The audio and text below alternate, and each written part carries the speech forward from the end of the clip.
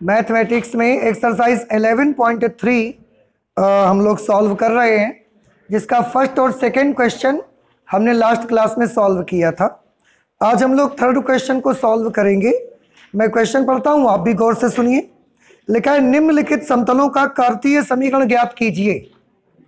आपको इस third number question में 4 पार्ट्स दिए गए हैं, A B C, sorry 3 part हैं, 4 नहीं है इसमें। और उन तीनों पार्ट्स में आपको करना यह है कि वेक्टर फॉर्म दी गई है समतलों की, कार्तीय रूप उनका बताना है। लिखा हुआ है, निम्नलिखित समतलों का कार्तीय समीकरण ज्ञात कीजिए। ये समतल का सदिश रूप दिया गया है, हमको इसका कार्तीय रूप पता लगाना है।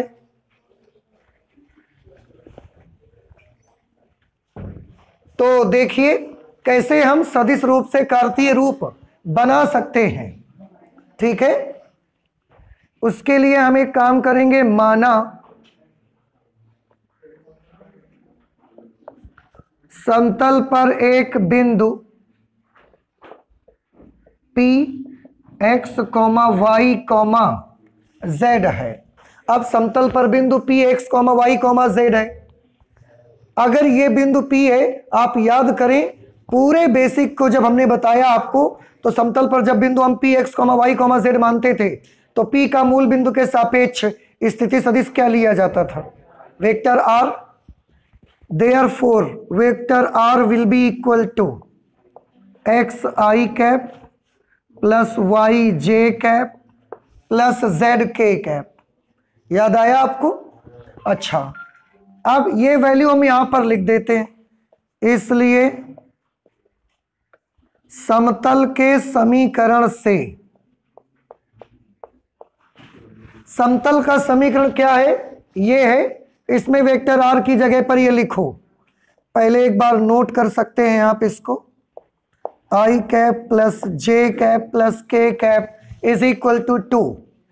अब R वेक्टर की जगह पर ये नोट करिए, x I cap plus y j cap plus z k cap dot, ये तो R की जगह पर, इसकी जगह पर ये लिख दिया I cap plus j cap plus k cap is equal to 2।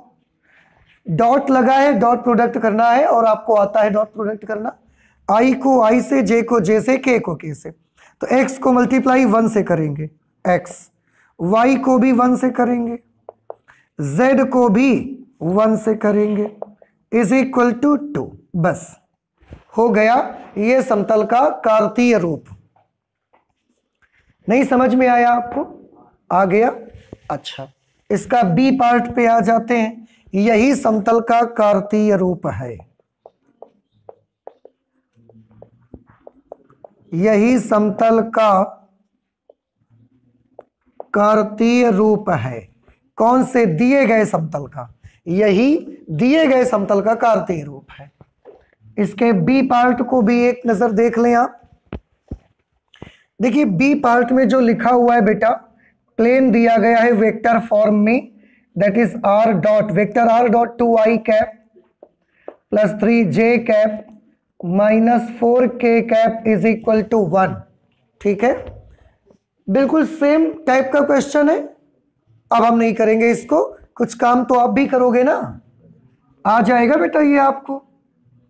हाँ, ये अपने मन से इसको करिए।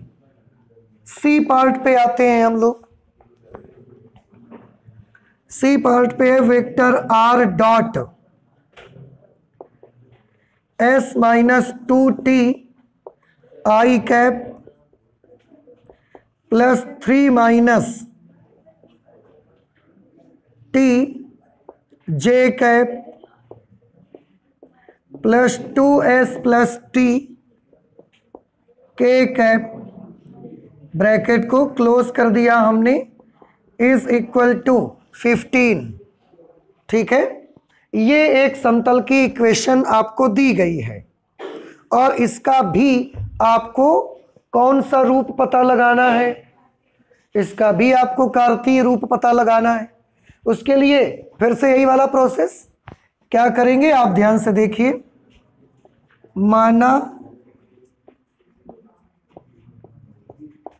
माना समतल पर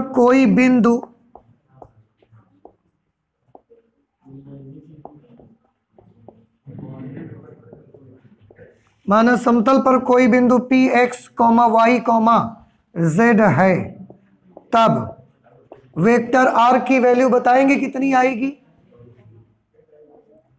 एक्स आई कैप प्लस वाई जे कैप प्लस जेड के कैप।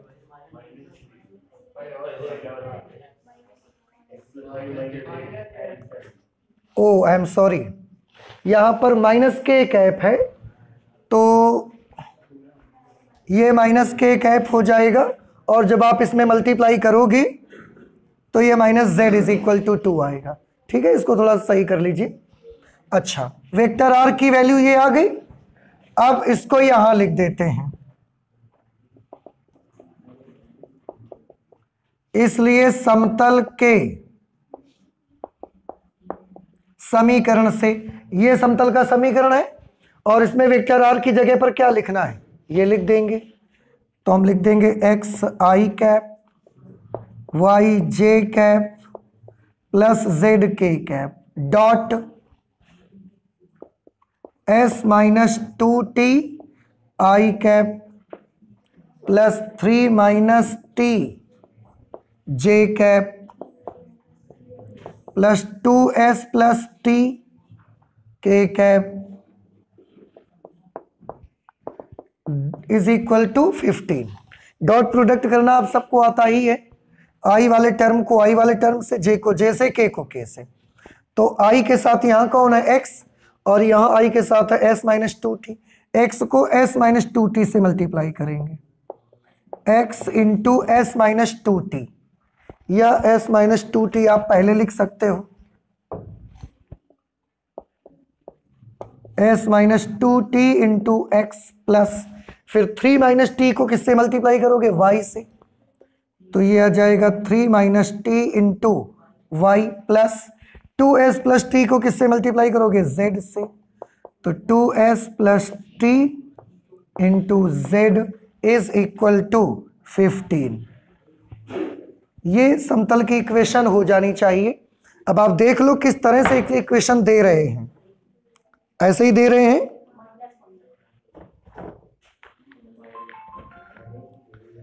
कौन सा क्वेश्चन है ये? हाँ ठीक है, s minus 2t x plus 3 minus T Y plus 2s plus T Z is equal to 15। ठीक है, इस तरह से ये आपका आंसर आ जाएगा। और कौन सा क्वेश्चन आपने कर लिया? 3rd नंबर सॉल्व कर लिया। ठीक है, नोट करिए। क्वेश्चन नंबर 4 पे लिखा हुआ है, निम्नलिखित स्थितियों में मूल बिंदु से खींचे गए लंब के पाद के निर्देशांक ज्ञात कीजिए। आपको इसमें 4 क्वेश्चंस दिए गए हैं, सभी में समतल के कार्तीय रूप दिए गए हैं और मूल बिंदु से इन समतलों पर लंब डाले गए हैं, और उन लंब जो डाले गए उनका फुट का आपको निर्देशांक पता लगाना है।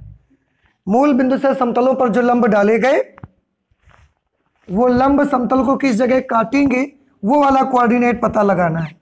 आपको अगर थोड़ा सा याद हो तो एग्जाम्पल में हमने एक क्वेश्चन ऐसा लगाया है, अगर आपको ध्यान हो तो, क्योंकि आप तो भूलते बहुत जल्दी हो।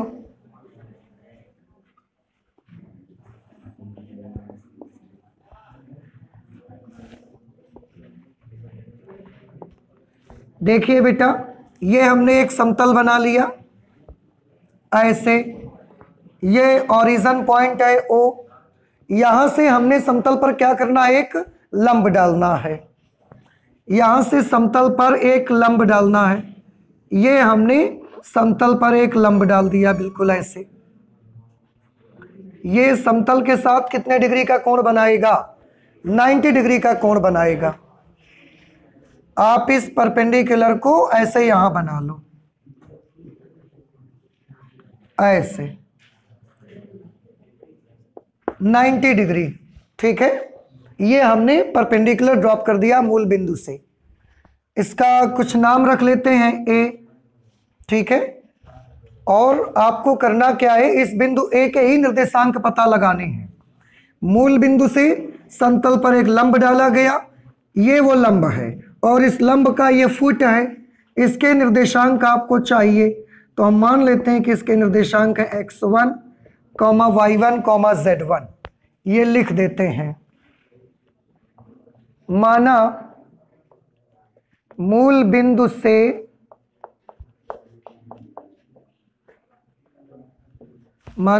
बिंदु से समतल पर डाले गए लंब का पाद x1, y1, z1 है। ये हमने मान लिया कि मूल बिंदु से समतल पर हमने जो लंब डाला उसका जो फुट है वो x1, y1, z1 है। ठीक है। अच्छा, अगर आपने इतना कर लिया तो क्या आप मुझे बता सकते हैं मूल बिंदु के कोऑर्डिनेट्स क्या होते हैं? 0, 0, 0। इस बिंदु के निर्देशांक 0, 0, 0 है। इसके निर्देशांक x1, y1, z1 है। तो क्या मुझे रेखा OA के लंब OA के दिक अनुपात बता सकते हैं आप? लंब OA के दिक अनुपात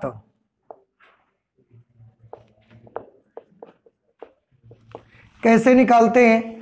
अगर एक रेखा पर दो बिंदु स्थित हैं तो उसके डायरेक्शन रेशियोज कैसे फाइंड किए जाते हैं? x2 - x1, y2 - y1, z2 - z1। तो हमने किया x1 - 0, y1 - 0, z1 - 0। तो क्या दिक अनुपात मिले हमको? x1, y1, z1। ये हमको डायरेक्शन रेशियोज मिले लंब के OA के। अब हम OA के दिक को ज्याय भी निकालना चाहते हैं। कैसे निकालेंगे? उसके लिए अब हम समतल का यूज करेंगे। दिया गया समतल, मैंने इस तरह का क्वेश्चन जैसे कि बताया एग्जाम्पल में लगाया था। आपने कौन सा एग्जाम्पल लगाया था मैं आपको याद भी दिला देता हूं। एग्जाम्पल नंबर 16 आपने सॉल्व किया था। सेम ऐसा ही क्वेश्चन था। दिया गया समतल बेटा क्या है? 2x + 3y + 4z = 12। इसको हमने उधर भेज दिया। ठीक है। अब इसका वेक्टर फॉर्म लिखोगे तो कैसे लिखोगे? Vector r dot 2i cap + 3j cap + 4k cap = 12। ठीक है। क्या आप बता सकते हैं ये कौन सी फॉर्मेट है, n कैप वाली या वेक्टर n वाली? वेक्टर n वाली। तो मूल बिंदु से समतल पर लंब सदिश नॉर्मल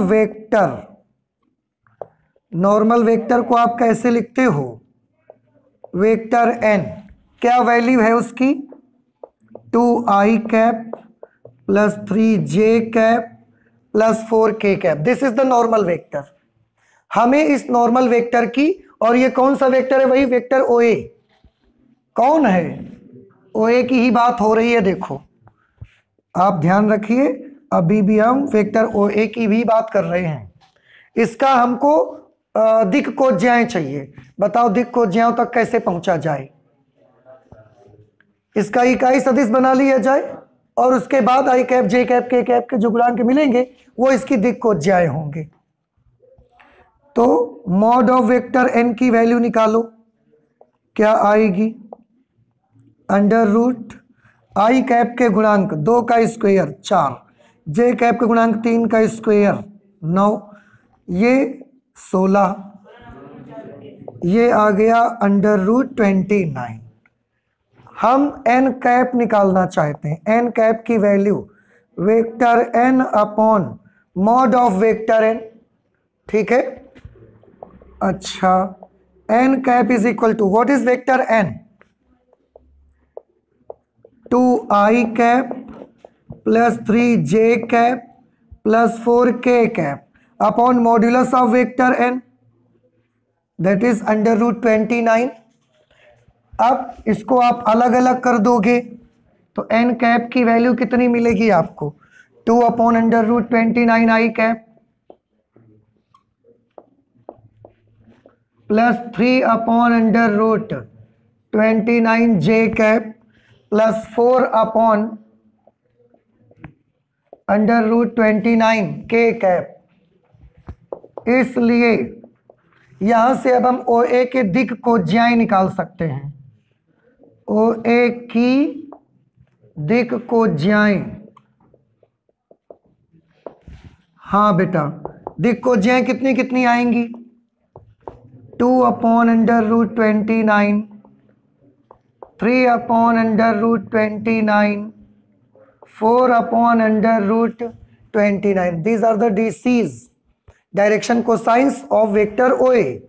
हमें OA के दिक् अनुपात भी मिल गए, OA के दिक् को ज्याएं भी मिल गई। आपको दिक् अनुपात और दिक् को ज्याओं के बारे में कौन सी बात बताई गई है? दिक् अनुपात ऐसी 3 संख्याओं को बोलते हैं जो दिक् को ज्याओं के, ठीक है, तो ये जो दिक् अनुपात हैं वो दिक् को ज्याओं के कैसे होंगे? समानुपाती होंगे। लिखेंगे क्योंकि दिक् अनुपात, क्योंकि दिक् अनुपात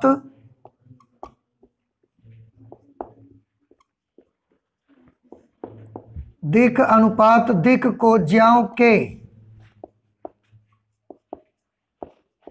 दिक् अनुपात दिक् को ज्याओं के समानुपाती होते हैं।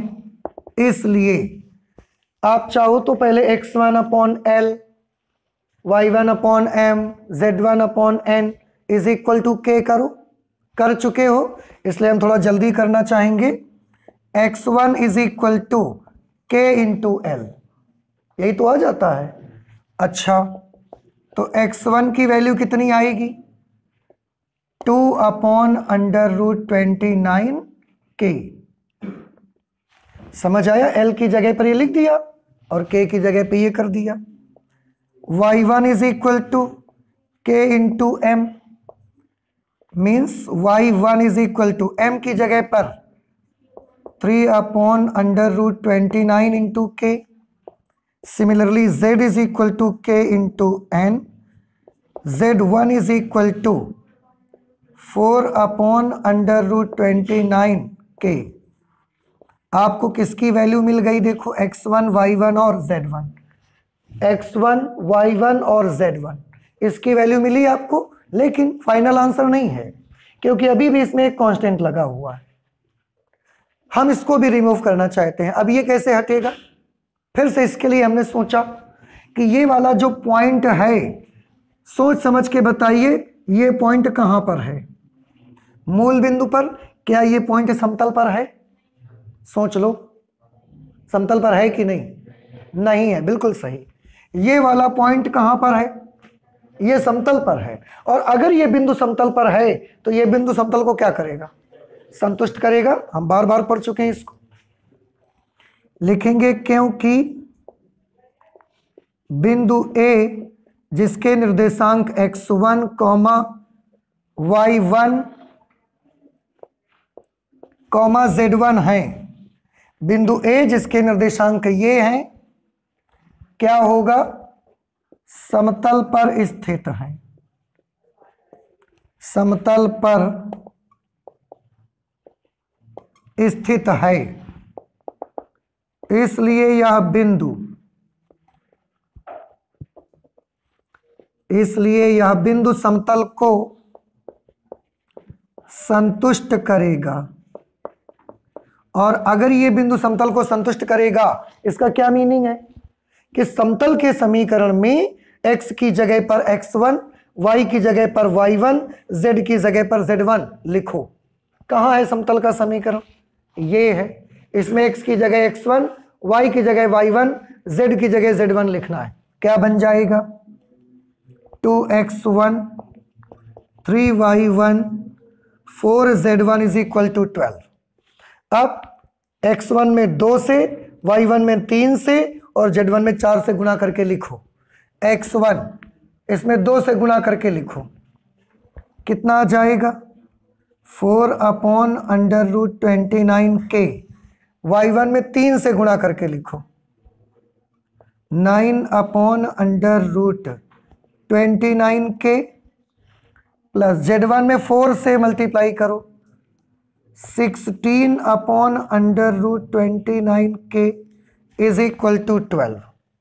ये कितना बन जाएगा टोटल जुड़ करके? 29 upon under root 29k is equal to 12।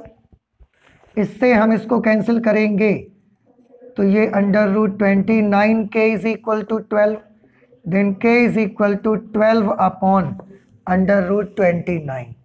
अब k की वैल्यू आ गई, इसलिए इन बिंदुओं में रख दीजिए। इसलिए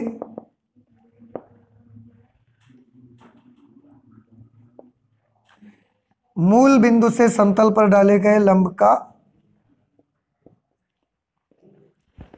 इसलिए मूल बिंदु से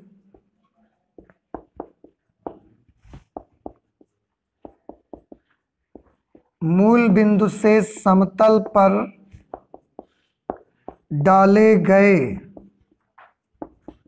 लंब के पाद के निर्देशांक,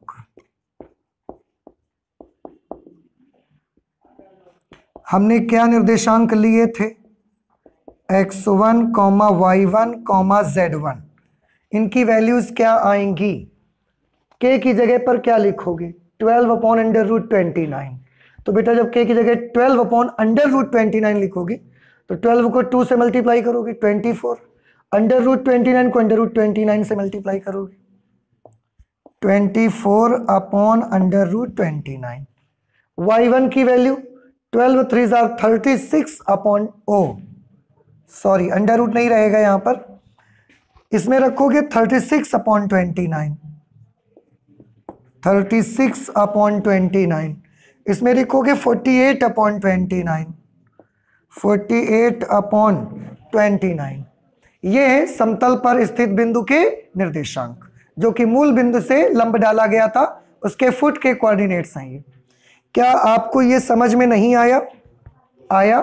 तो इसी तरह से आप इसके बाकी पार्ट कर सकते हैं। नहीं हो पाएंगे आपसे? हो जाएंगे। डी पार्ट हम बताएं आपको, कर लेंगे आप। एक्स वाई और जेड को क्या X Y sorry 5y plus 8 is equal to 0 है।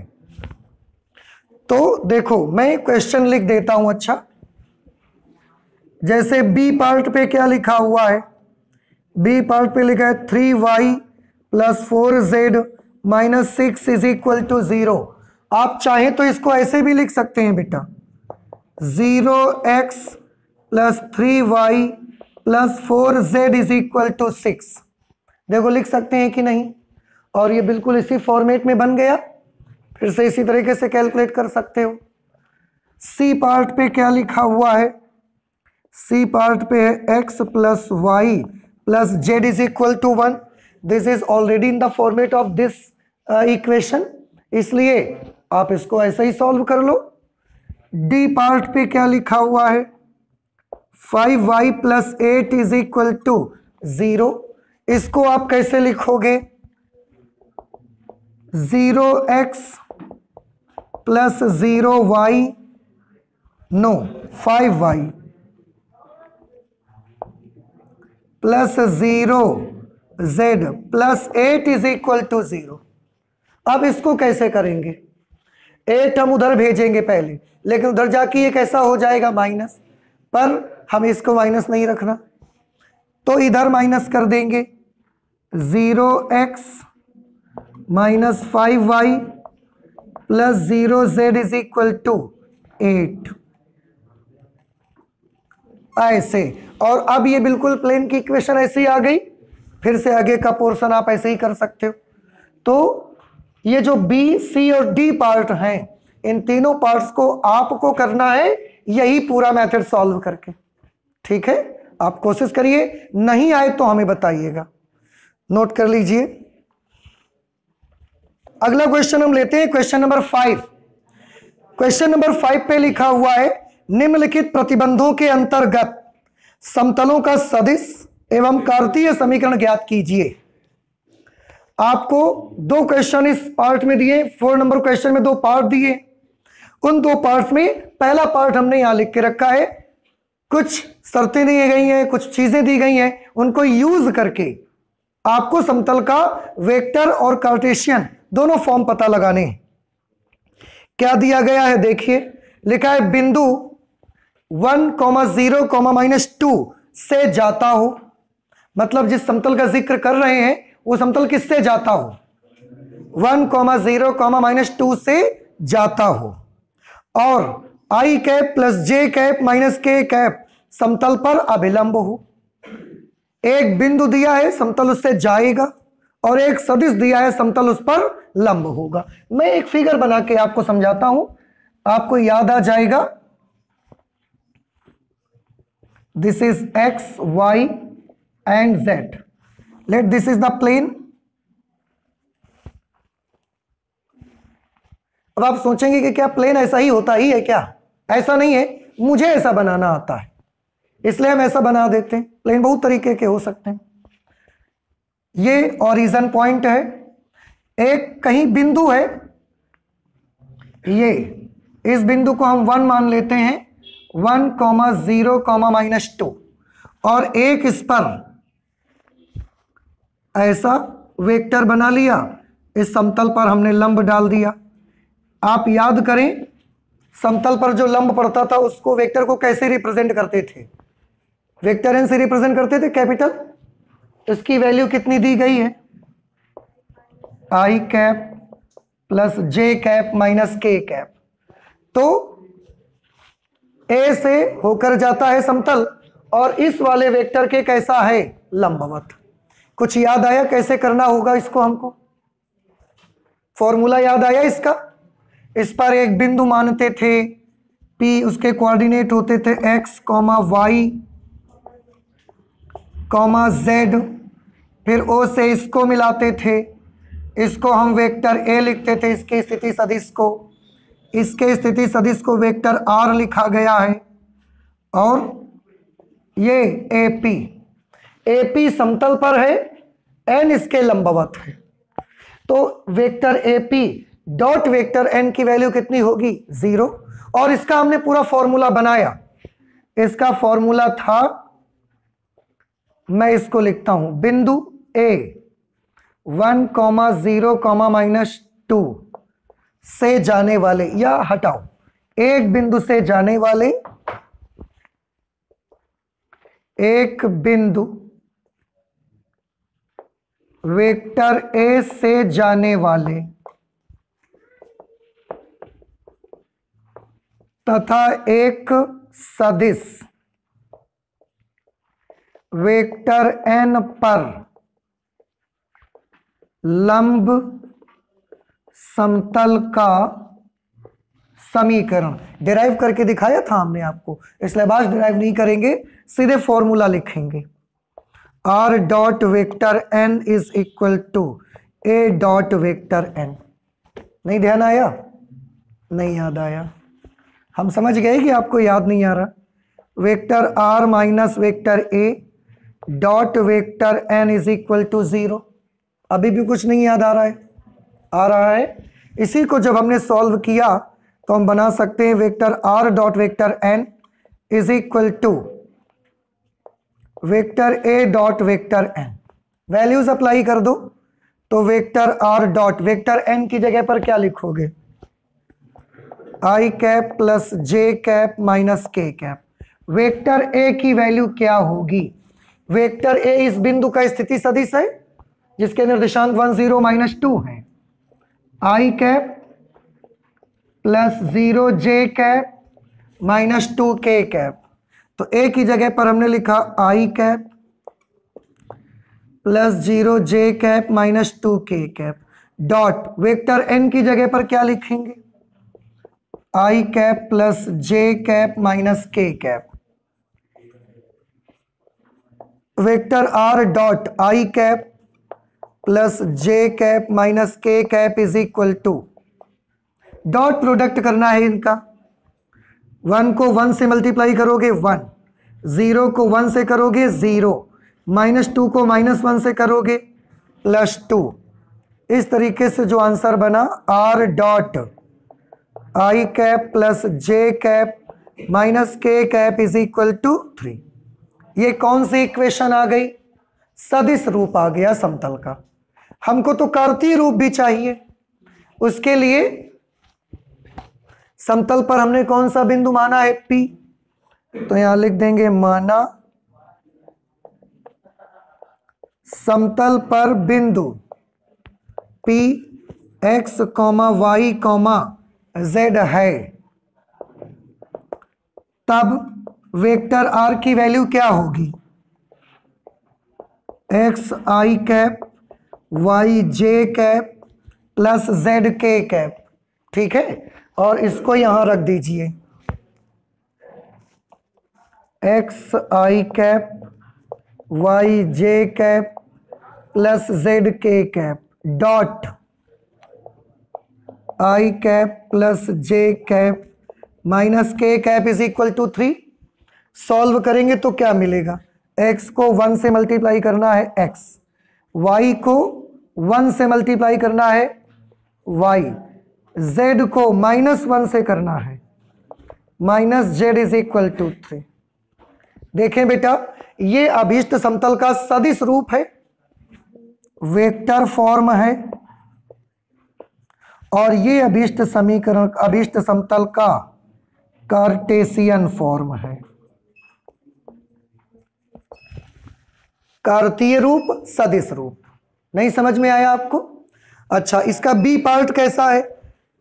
बी पार्ट में भी एक बिंदु दिया गया है जिससे समतल होकर जाता है, और i cap minus 2j cap plus k cap समतल पर अभिलंब सदिश है। तो बेटा ये भी क्वेश्चन बिल्कुल ए पार्ट की तरह से है। हम एक काम करते हैं, बी पार्ट को हम आपको नोट कर देते हैं। बिंदु कौन सा दिया गया है जिसे आप ए मानते हो? 1, 4, 6 ये पॉइंट दिया गया है, और जिस सदिश पर समतल लंब है उस सदिश की वैल्यू दी गई है i cap minus 2j cap plus k cap. इसको a मानेंगे तो वेक्टर a की वैल्यू क्या बनेगी बताएं? I cap plus 4j cap plus 6k cap. ये वेक्टर a है, ये वेक्टर n है। और इसके बाद एक फिगर ऐसे ही बनाना, ऐसे सॉल्व करना, वेक्टर कार्तीय दोनों रूप आपको आ जाएंगे। ठीक है, प्लीज नोट कर लें। क्वेश्चन नंबर 6 में है बेटा, उन समतलों का समीकरण ज्ञात कीजिए जो निम्नलिखित 3 बिंदुओं से गुजरता है। आपके 6 नंबर पे क्वेश्चन के 2 पार्ट हैं, ए और बी। उसमें से हम ए पार्ट सॉल्व करेंगे। इसमें से 3 बिंदु आपको दिए गए हैं। ये जो 3 बिंदु आपको दिए गए हैं, बोला ये जा रहा है कि उन समतलों का समीकरण ज्ञात करो जो निम्नलिखित 3 बिंदुओं से गुजरते हैं। कहने का मतलब यूं कि 3 बिंदुओं से गुजरने वाले समतल का समीकरण आपको ज्ञात करना है। समझ आ रहा है आपको? अच्छा, आप सभी को याद होगा 3 बिंदुओं से जाने वाले समतल का समीकरण क्या होता है?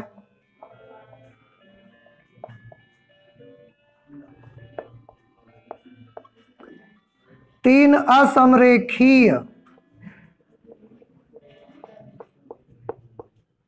बिंदुओं से जाने वाले समतल का समीकरण याद है किसी को? क्या फॉर्मूला होता था?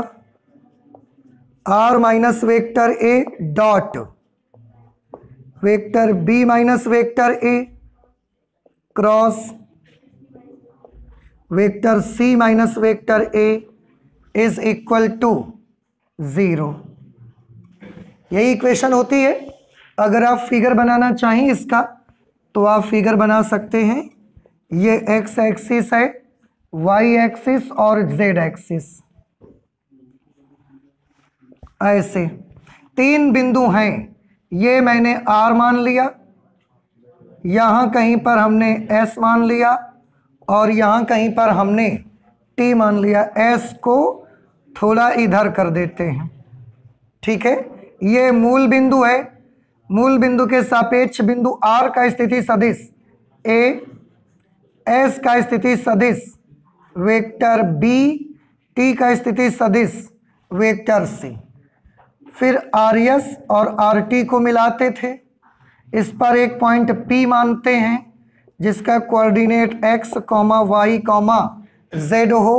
R से P को मिलाया RP और यहां से भी इसको मिलाया वेक्टर R।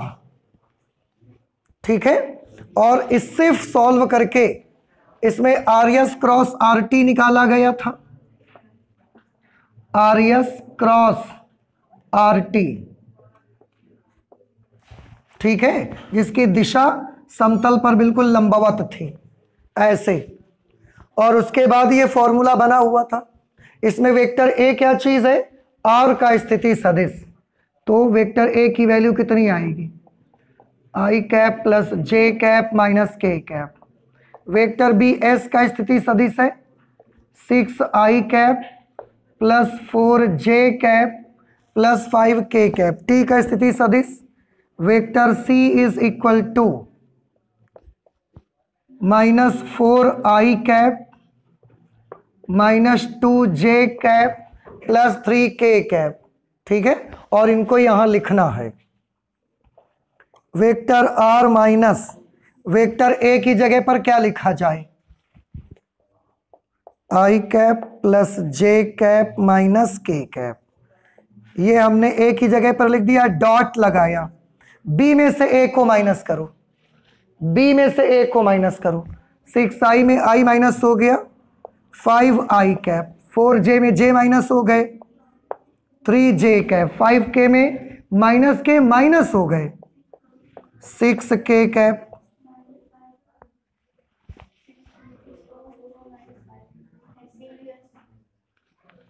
किसमें,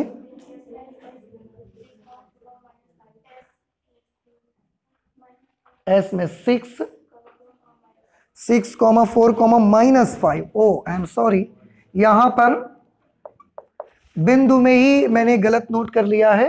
तो बेटा आप सब लोग इसको सही कर लीजिए भाई, -5 के। तो इसमें जब हम इसको माइनस करेंगे तो अब ये कितना बचेगा, -4 के। -5 के में माइनस करेंगे माइनस के को तो -4 के। क्रॉस का निशान लगा दिया ये हमने। वेक्टर सी की जगह सी माइनस ए, इसमें इसको माइनस करो, -4 आई माइनस आई -5 आई -2 जे माइनस जे -3 जे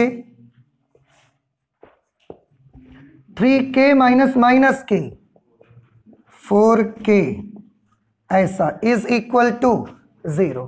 अब इसकी वैल्यू कैसे निकाली जाएगी, सारणिक बना करके निकाली जाएगी। सभी बच्चों को याद है, i cap plus J cap minus K cap dot. इसके लिए हम सारणिक बनाएंगे। सबसे ऊपर आई कैप जे कैप के कैप, गुणांक लिखेंगे तो 5 3 -4 -5 -3 4 इज इक्वल टू 0। वैसे एक चीज मैं आपको बताऊं, अगर आप इस वाली रो से माइनस कॉमन कर लो या इस वाली रो से माइनस कॉमन कर लो, देखिए क्या मिलेगा, vector R minus I cap plus J cap minus K cap dot. ध्यान से देखना बेटा, हम नीचे वाली रो से माइनस कॉमन कर लेते हैं तो क्या बचेगा, आई कैप जे कैप के कैप। इससे तो हमने कुछ नहीं किया, तो 5 3 -4, इससे 5 3 -4। कुछ याद आया इसको देखकर? सारणिक के प्रॉपर्टीज याद करो। यदि किसी सारणिक के कोई दो पंक्तियां अथवा कोई भी दो स्तंभ आपस में सर्वसम हो जाएं तो सारणिक का मान 0 हो जाता है। इसकी ये दो रो देखो एक जैसी आइडेंटिकल हो गई बिल्कुल, तो इसकी वैल्यू कैसी हो जाएगी? तो आपको सॉल्व भी नहीं करना पड़ेगा। अब तो इसकी वैल्यू क्या हो गई, 0। ये पूरा क्या हो गया, समतल ही नहीं आया। इसका क्या मतलब, जरूर ऐसा हुआ होगा। समतल क्यों नहीं बना? देखो, समतल नहीं निकाल पाए, इसका यही तो मतलब हुआ कि समतल बना नहीं होगा। बना होता अगर इस दुनिया में ये वाला समतल, तो आंसर भी आया होता इसका। समतल नहीं बना इसका क्या मतलब है? समतल बनता ही कब है? जब तीन बिंदु कैसे होते हैं तभी तो समतल बनता है। समतल नहीं बना, इसका मतलब है जरूर ऐसा होगा कि दिए गए तीनों बिंदु असमरेखीय नहीं होंगे। दिए गए तीनों बिंदु कैसे होंगे? समरेखीय। दैट इज द रीजन कि समतल नहीं बना है। अगर बना होता है दुनिया में, इतना भी समतल बना होता तो इक्वेशन आती। समतल बन ही नहीं पाया। क्यों? जरूर ऐसा होगा कि ये तीनों बिंदु कैसे होंगे? समरेखीय होंगे, असमरेखीय नहीं होंगे। तो हम लिख सकते हैं दिए गए तीनों बिंदु असमरेखीय नहीं हैं। नोट, प्लेन क्यों नहीं बना? दिए गए तीनों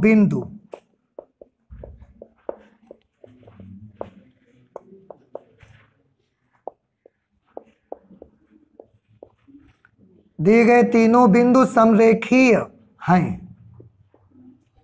ठीक है, बस इसके अलावा हम कुछ नहीं लिखेंगे। अगर समरेखीय है तो प्लेन नहीं बना, क्योंकि ऐसे बिंदुओं से तो असंख्य प्लेन जा सकते हैं होकर के। ये हमारा आंसर हो जाएगा। अब क्या इसका बी पार्ट आप कर लेंगे? मैं पॉइंट्स लिखे देता हूं। और 1,1,0 बिंदु एस है 1,2,1 और टी है -2,2,-1। याद करिए, इससे ए के निर्देशांक निकले, ए का वेक्टर निकलेगा, ये वेक्टर बी होगा और यहां से वेक्टर सी मिलेगा आपको। तो vector A, vector B, vector C, same procedure use करेंगे। इसमें ये 0 हो गया है, ऐसा जरूरी नहीं है कि उसमें 0 होगा ही। हो जाए तो वहां पर भी यही रीजन लिख देना, ना हो तो आगे कैलकुलेट करना आपको बहुत अच्छे तरीके से आता है। सरली कॉल करना तो आता है ना, सॉल्व करिएगा। अगर कोई प्रॉब्लम आती है, आंसर नहीं आता, तो आप मुझे बताइएगा। ठीक है, तो आज हम लोग कहां तक रखते हैं? क्वेश्चन नंबर 6 तक रखते हैं। ये आपका होमवर्क है।